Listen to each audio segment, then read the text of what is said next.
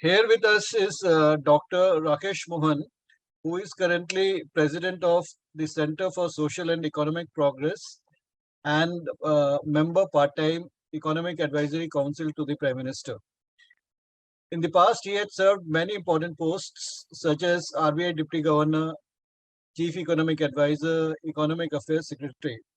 Welcome, Dr. Rakesh Mohan, Thank you. to our show.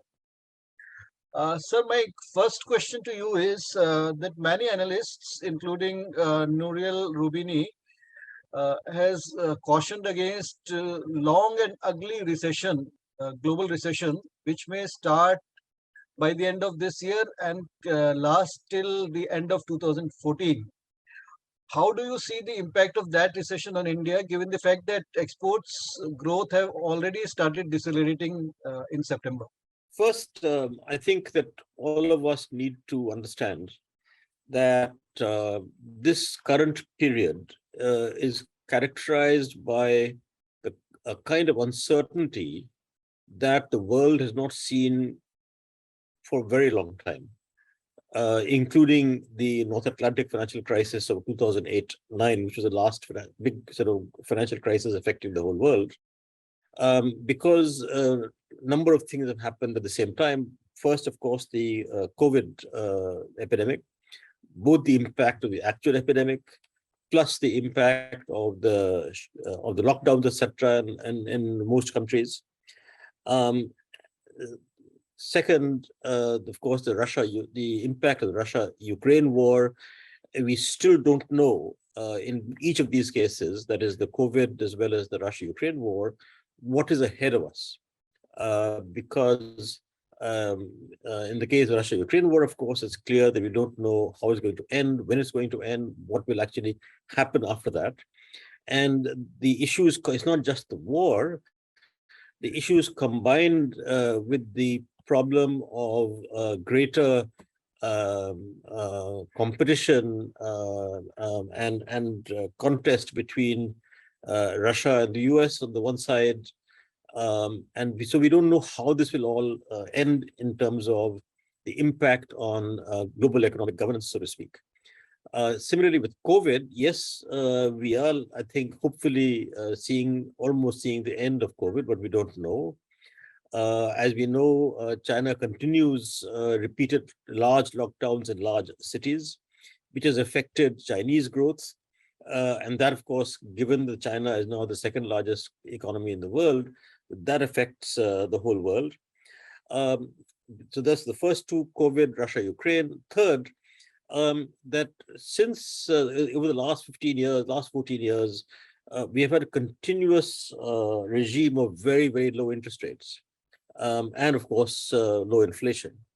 Now, that seems to be changing. Again, we don't know how this is going to end or what's going to happen in the future, because we haven't the Western Europe, the United States, and so on having inflation rates of between 7 and 10% is something no one has seen for the last 40 years at least, if not longer.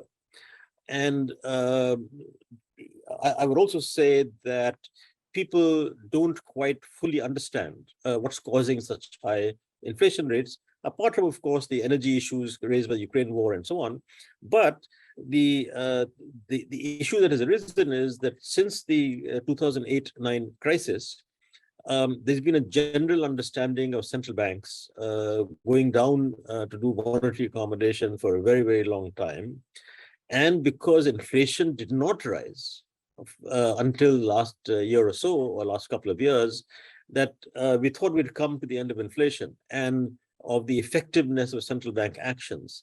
So combining all these things, it's very clear that there's huge uncertainty for the future, including uncertainty about how we should tackle the current situation in the world. Now, what that means is that that given all these disruptions, that there's no question that global demand will slow for all the three reasons. That is monetary tightening as a response to inflation, the Ukraine-Russia war disruptions, the COVID disruptions, etc.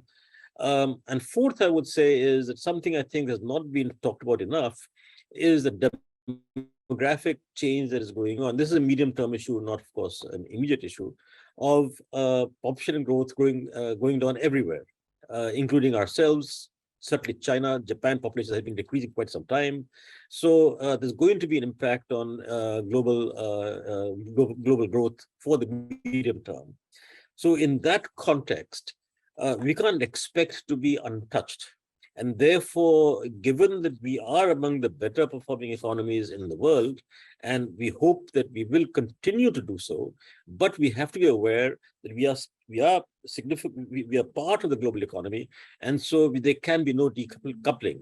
And so we have to be very conscious of this issue and everything going on in the world, and tailor our actions accordingly. You have talked about inflation, and it has remained elevated since January, despite Monetary Policy Committee hiking repo rates since May.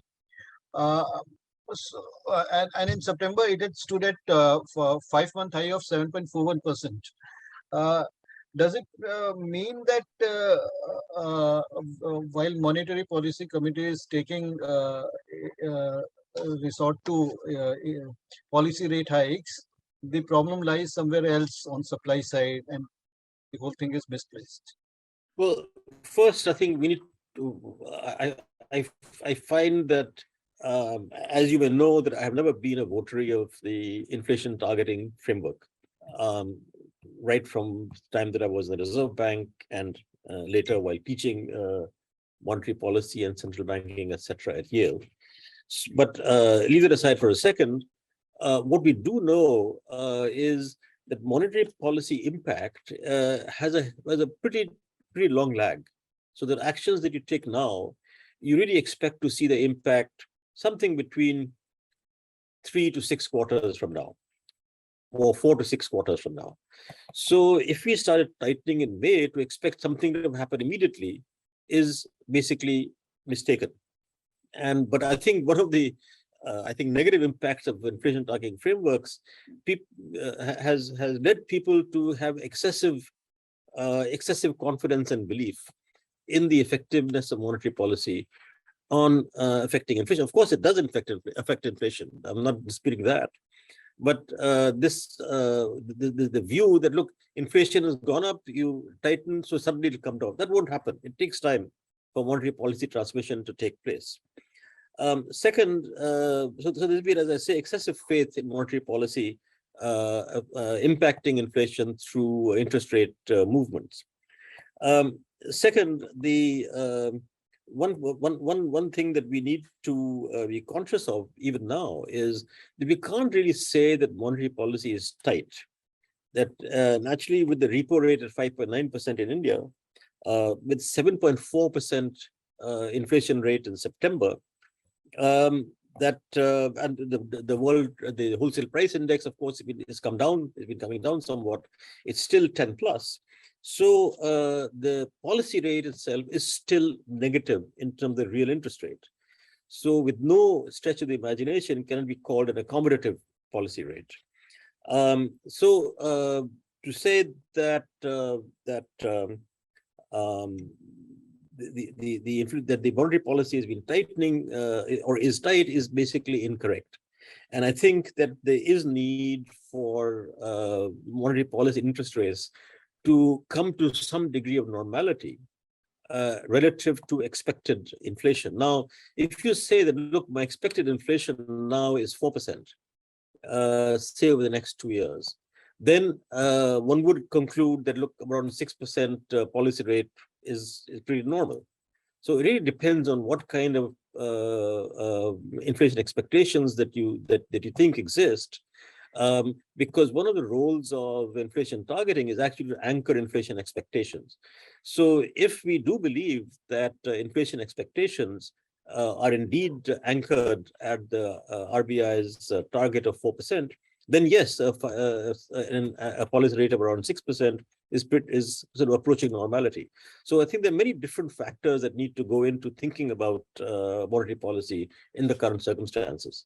Along with inflation now, IIP is showing deceleration. In fact, it has shrunk 0.8% in August. So going ahead, do you see that MPC will be in a dilemma to uh, boost growth or reduce inflation?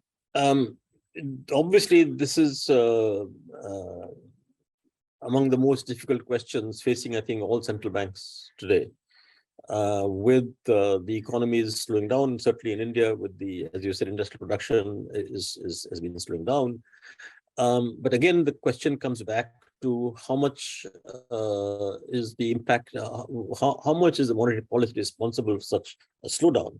Now, one of the ways of looking at this, as far as industrial production is concerned, is that if we are expecting a nominal economic growth of something between 12 and 15%, that is um, real growth somewhere between 6 and 7, which is what most forecasters are saying, inflation rate of something between, say, 6 and 7 also over the year, then we're talking about a nominal economic growth, nominal GDP growth being between 12 and 15% or something of that order. If you take that into account, then in that sense, lending rates of around 8 to 10% nominal are not particularly high. Finance Minister Nirmala Sitharaman has also touched upon the twin issues of slowing down growth and elevated inflation. She said that budget will tackle both, and the budget exercise has already begun. So, what broad points you think budget should take while tackling the both?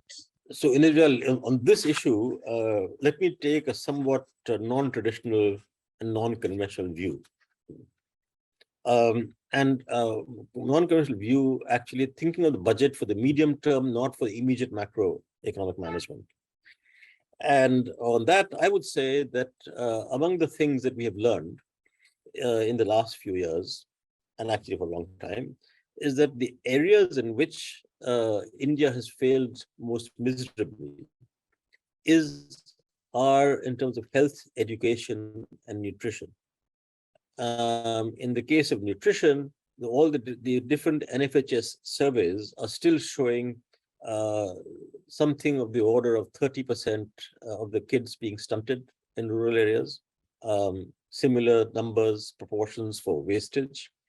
And so there's clearly a major nutrition problem, despite all the efforts of our governments in providing food grains either free or cheap to poor people. Second, of course, same thing to do with health, that we have major issues with health. Again, all the National Family Health Service are showing continuously. And there is improvement, of course, taking place, but inadequate. And third, same thing with education. Our ACER surveys show that the outcomes of education are not good, despite the huge increase in numbers. So that we do now have about 100% enrollment in primary education. And over the last 20 years, numbers have increased tremendously at all levels of education.